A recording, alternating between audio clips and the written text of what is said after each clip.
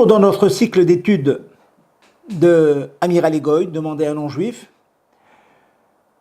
je voudrais expliquer un principe concernant les Melachot Shabbat qui s'appelle Davar She'en Mitkaven. La Torah considère que lorsque nous faisons un interdit shabbatique, sans kavana, sans intention de le faire, et que de plus, cet interdit n'est pas forcément accompli, eh bien cela est permis.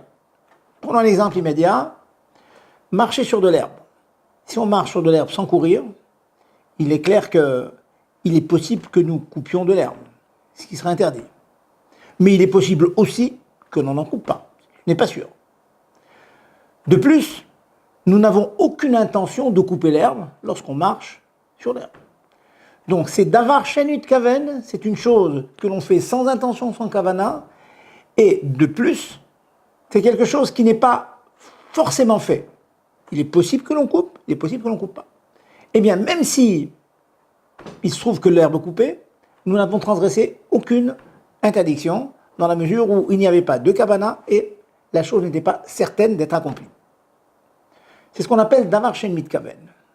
Cependant, si l'interdiction se fait forcément,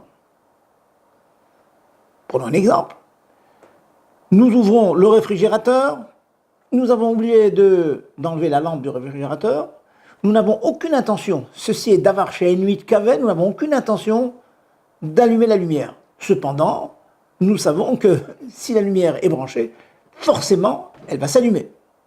Dans la mesure où la chose se fait forcément, eh bien, ceci est complètement prohibé, interdit, malgré le fait que nous n'avons aucune kavana. Donc, chacun le sait, ouvrir le réfrigérateur lorsque nous savons que la lumière est dedans, la lampe est dedans, ceci est interdit.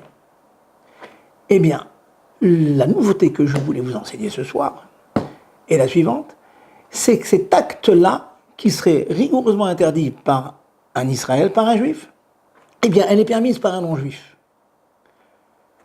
Lorsque nous demandons à un non-juif un acte qui, en soi, dans son essence, est permis, ouvrir la porte d'un réfrigérateur, normalement, c'est permis. Donc, la parole qui sort de la bouche du juif, qui demande au non-juif, ouvre la porte du frigo, c'est une parole interdite, une parole permise en soi. Mais nous savons qu'en parallèle, la lumière va s'allumer. Dans la mesure où les paroles qui ont été prononcées pour inciter le non-juif à ouvrir sont des paroles permises, à savoir ouvrir, eh bien l'amiral Egoy, cette demande au goy est permise. En deux mots, il est parfaitement permis de demander à un non-juif d'ouvrir le réfrigérateur, même sachant que la lumière va s'allumer. Vous avez de nombreux cas comme celui-là. Prenons un deuxième cas. Nous avons oublié un objet précieux dans la voiture. Il nous est permis de demander à un non-juif d'aller le chercher dans la voiture, sachant pertinemment qu'en ouvrant la porte, la lumière va s'allumer. Eh bien, cela est parfaitement permis, parce que c'est davar she'en mitkaven. Il le fait sans aucune kavana.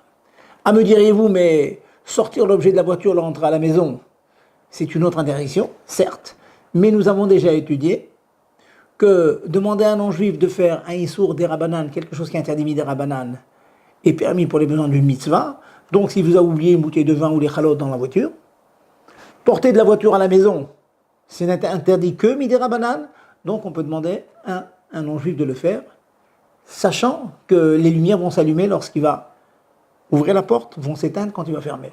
Ceci est parfaitement permis. C'est ce que nos sages ont résumé en psik reché alidé goy moutar. Lorsqu'on demande quelque chose de permis à un non-juif et qu'en parallèle quelque chose d'interdit se fait avec certitude, cela est permis si on ne demande pas la chose interdite.